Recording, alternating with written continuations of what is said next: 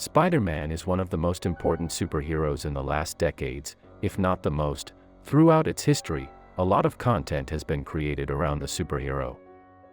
A lot of this media is surprisingly lost, so in this iceberg we will be seeing those ideas and concepts that for some reason got cancelled or lost. Level 1. Spider-Man 4 was a planned movie, eventually cancelled, that would serve as a continuation of the trilogy of films directed by Sam Raimi. It was scheduled for release in mid-2011. The disagreements between Raimi and Sony over plot, characters, and timelines led to the film's cancellation in July 2010.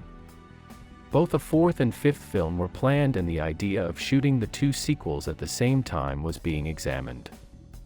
However, Raimi stated in March 2009 that only the fourth film was in development at that time, and that if there were fifth and sixth films, those two films would actually be a continuation of each other. The idea of including Lizard and Vulture was originally intended for Spider-Man 3. The actor selected for Vulture was to be Ben Kingsley, who ended up playing Trevor Slattery, the fake Mandarin in Iron Man 3. This entry, as well as the previous one, talks about the cancellation of the third part of the Amazing Spider-Man saga. This version strived to offer movies of a high standard. Unfortunately, the narrative problems and some questionable characterization decisions of characters did a lot of damage to the franchise. While the sequel proved especially controversial with audiences, many have come to believe that this poor reception is what caused Sony Pictures Entertainment to cancel The Amazing Spider-Man 3, but that's not entirely true. The movie did quite well at the international box office, despite failing to live up to audience expectations. Because of the infamous hacking incident known as Sony Hack, and which took place in 2014, the world learned exactly why Andrew Garfield was fired and what really happened to the end of the trilogy. The actor failed to show up to a planned press event in Brazil to announce the sequel, and that offended the studio's top executives, enough to disassociate themselves from Andrew Garfield for good. Following the decision to cancel The Amazing Spider-Man 3 and fire Andrew Garfield from the franchise, Sony entered negotiations with Marvel Studios to bring the character into the Marvel Universe. This had been attempted before, but without success. Talks resulted in a deal that led to Tom Holland making his debut in Captain America: Civil War. Ironically, he did so on the same date that was planned for the 2016 finale of the Amazing Spider-Man trilogy. Spider-Man Unlimited was an endless runner game for mobile devices developed by Gameloft. It was first announced at Comic-Con 2014 and launched in September of that same year.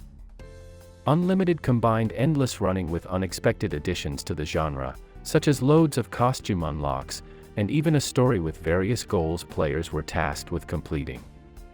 In it, various members of the Spider-Verse get thrown together in an effort to stop a bunch of Marvel villains. The game was very popular across the world with over 50 million downloads during the time it was available. The game would shut down in 2019 without a clear response from the developer, which took by surprise to many fans of the game that constantly played. Since this was basically an online game, there's no way to be able to play this game anymore. Many of the people that actually played the game claimed that it was a very good experience for all Spider-Man fans. Spider-Man Safety Series is a line of direct-to-video animated educational tapes by Coronet Film and Video that were distributed by the Learning Company. Released in 1990, 4 separate videotapes were produced: Don't Hide Abuse, Smart Kids Play It Safe, What to Do About Drugs, and Where Do You Go for Help. Created to be ran in an elementary classroom setting, each copy came with a lesson plan for teachers to instruct their students with after watching. The VHS release has long gone out of print, and due to being sold exclusively to schools, copies are difficult to obtain. 2 out of the 4 episodes, Don't Hide Abuse and What to Do About Drugs, have been uploaded online. No footage exists of the other 2 episodes. An official re-release is unlikely, as it would have to be cleared by Disney. How about the 4 of us go over there and teach Mr. Ortiz not to hit Maria anymore? No, Timmy, you don't solve anything with violence. It sounds like Maria is a victim of child abuse. She needs to talk to someone who can help her. Level 2. Prior to the premiere of the first Spider-Man movie, many promotional trailers were made, and one of these showed a scene where thieves were fleeing in a helicopter after robbing a bank, only for Spider-Man to hang them in the middle of the Twin Towers moments later. This trailer would be removed by Sony only 2 days after the attack, as well as many other supposed scenes that took place in the same place. It is still possible to see the towers in some frames of the movie. During the original Spider-Man trilogy, each movie was accompanied by a video game, and as the release of the game is planned at the same time of the movie, the development starts much earlier, so the cancelled fourth Spider-Man installment was also going to have a video game, of which there are 20 minutes of gameplay in which you can see that many assets and menus were recycled from previous games. The development of the game started at the end of 2008 and several studios presented their ideas. Radical Entertainment got the deal and started working on Xbox 360, PlayStation 3, and PC, while the Nintendo versions would be different. On Wii, Eurocom would be in charge, and on Nintendo DS, Vicarious Visions. The game would eventually be cancelled in 2010, when the movie had no future. If you are a big fan of the Sam Raimi trilogy, you may notice that at the end of the first and second movie, there's an iconic scene that concludes the movie, which is Spider-Man swinging in the city. However, this is not the case in the third installment. The final scene was removed as it was believed that it would ruin the emotional ending of the movie. This scene is not publicly available, because although there are storyboards and some clips, it has never been fully recovered. In The Amazing Spider-Man 2, we see the death of Gwen Stacy, an event that causes Peter to question whether it is worth being Spider-Man, even if it means risking the lives of those he loves. In this movie, a scene was deleted where Peter talks to his father, who had been alive all this time, and who tells Peter the iconic phrase, "With great power comes great responsibility." This scene was removed for obvious reasons, as it does not make much sense according to the script of the film, although many fans loved it, and consider it the best emotional scene that Andrew Garfield's Spider-Man has. In 1991, director James Cameron seriously considered making a Spider-Man movie. Shortly after he finished shooting True Lies, Cameron wrote a 47-page script for Spider-Man. In this version, Cameron told the story of Spider-Man, who would be played by Leonardo DiCaprio, who would later collaborate with Cameron in the acclaimed Titanic in 1997, in a different way. The script also featured different versions of Electro and the Sandman. Electro was to be a billionaire named Carlton Strand, and the Sandman was to be a guy named Boyd who would mutate after a nuclear explosion on the beach. The film would end with a battle at the World Trade Center where Spider-Man would reveal his identity to Mary Jane. The script contained some profanity, including a scene of Spider-Man and Mary Jane having intimate relations on top of the Brooklyn Bridge, mimicking the mating movements of the arachnids. The main reason as to why the movie got cancelled was the character rights. In those days, Spider-Man went from hand to hand, and it was difficult for a production company to make a film without entering into a grueling war of rights. From which the result was the cancellation of the project. Cameron got tired of waiting and forgot about Peter Parker. Level 3. Spectacular Spider-Man is probably the best series of the character, and the most loved by the fans. That is why it is incredible to think that they will cancel this series, to give way to Ultimate Spider-Man. A few years ago, Sony had the television rights to Spider-Man since Sony bought the character at a difficult time for Marvel. At the time of buying the character, they accepted terms to continue retaining the rights to the character. One of these said that they had to use the character in a period of no more than 5 years. If you pay attention between the movies Spider-Man 3 and The Amazing Spider-Man, there is a separation of 5 years. In fact, between the series Spider-Man, the new animated series, and Spectacular Spider-Man, there is also a 5-year gap. Adding to this pressure of having a time limit, we must know that Disney in 2009 bought the rights from Marvel and was anxious to have Spider-Man back. On top of all this, Sony decided to sell the TV and marketing rights to Disney, Of course, this does not mean that they could not have continued the production of the third season of Spectacular Spider-Man, they just did not want to, and decided to make a reboot of the series, which was not so successful. The first Venom movie ended up having a PG-13 rating, although according to many, the movie would have originally had an R rating. This would make more sense with the type of character that Venom is. Also, many scenes with graphic content were eliminated. The reason why they ended up changing the rating is because that way, Sony would have a better chance of generating more revenue, even though many believe that the R rating would have improved the movie, and some people think that Sony has a R-rated version of the movie. In 1997, David Goyer attempted to make a Venom movie, with New Line Cinema as the production company. As the movie was set in the 90s, several of these projects used many actors of the time to propel the movie. That's why Dolph Lundgren, who came out and became famous for Rocky, was cast as Eddie Brock and was also the only one involved.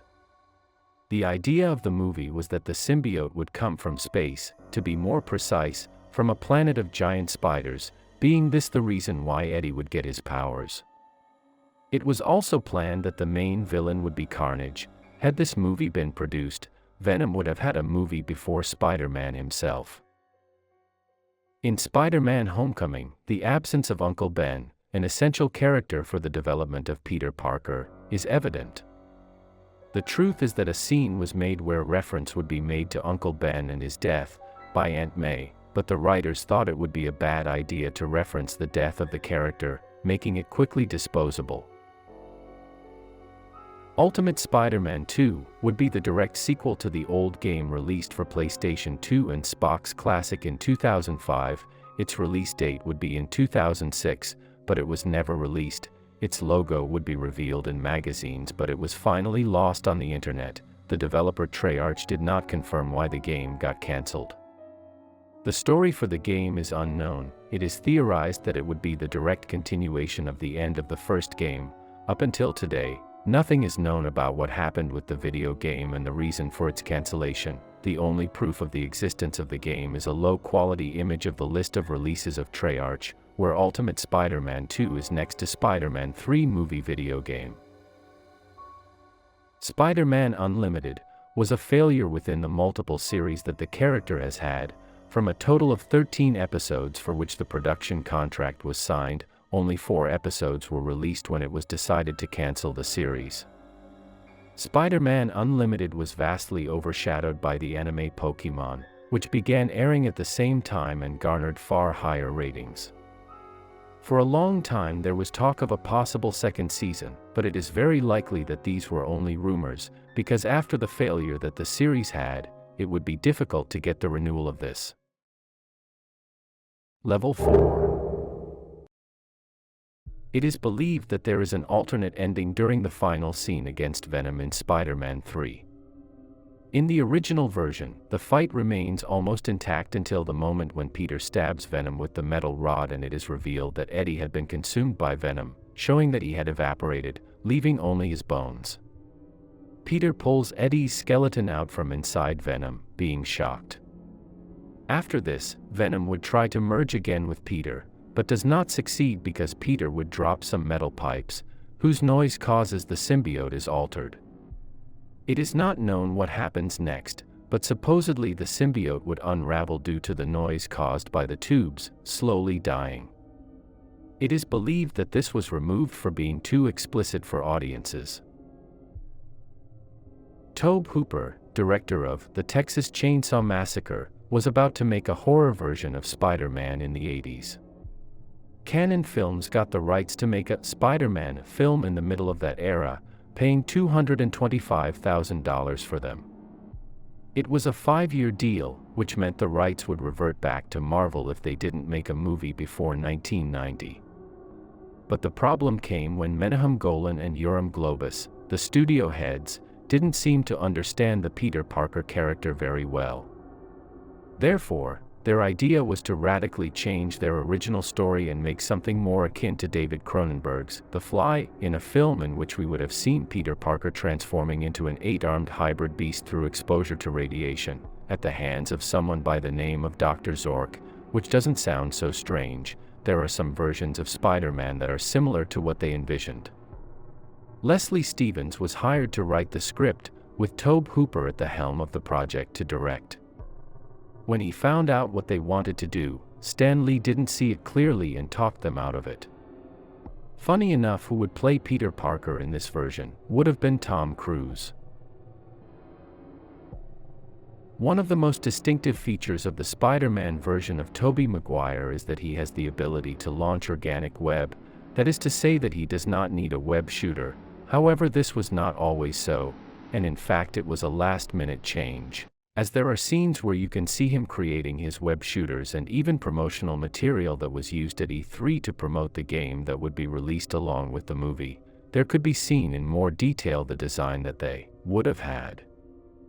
Finally, this idea was discarded, and it is unknown to what extent the movie was filmed using the web shooters.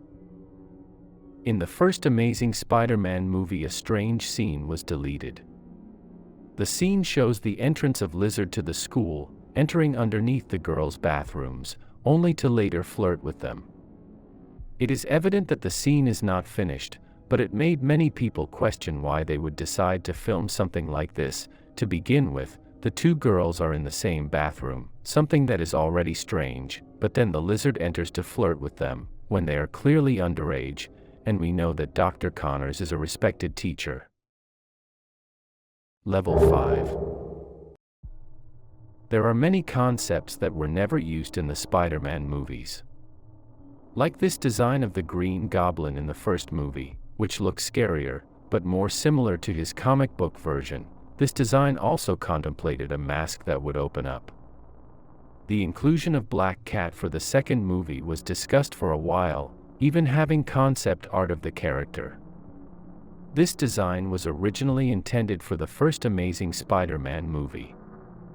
For the second installment, this was the concept they had in mind for the suit. After all the criticism received by the fans, we can also see completely different designs of all the villains of the film, as a more classic Electro, or a Harry Osborn looking more like a goblin because of his illness, plus a more terrifying Lizard and Rhino with a design more like the original. For the first appearance of Tom Holland as Spider-Man, it was thought to use this suit, which is similar to the suit of Miles Morales. Finally, this is a design that was thought for an original Venom movie in 2008, just after Spider-Man 3, where we can see that the design was changed drastically. During the production of Amazing Spider-Man 2, Sony tried to carry out 2 more projects at the same time. One of them would be a film about the Sinister Six, where they would delve deeper into their relationship and motivation to defeat Spider-Man. This film would be a direct prequel to Amazing Spider-Man 3. While the other film would be about Aunt May, it would be a film with detective tints, in which we would have seen how Aunt May's life was before having to take care of Peter Parker. It is believed that it would be based on Mark Millar's miniseries Trouble, in which a little of May's past was presented. With this, Sony expected Andrew Garfield's version to be a complete success, enough to create its own cinematic universe. However, we will never get to see how advanced the production of these 2 projects was, or what ideas they had in mind for the story. Spider-Man: The New Animated Series was created by MTV in 2003. It tried to attract a younger audience, using 3D animation. Unfortunately, it did not have the desired acceptance and was cancelled, having only 1 season and remaining unfinished. However, it is believed that despite its cancellation, the remaining chapters were produced, but MTV did not decide to launch them for fear of the rejection and backlash they would have. Spider-Man vs. Kraven the Hunter is a 1974 fan film produced by students at New York University.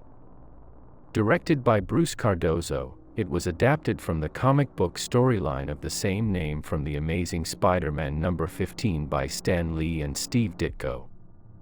The film was not an officially licensed Marvel production, but it did receive the unofficial blessing of Stan Lee before starting production, as well as his approval of the finished product.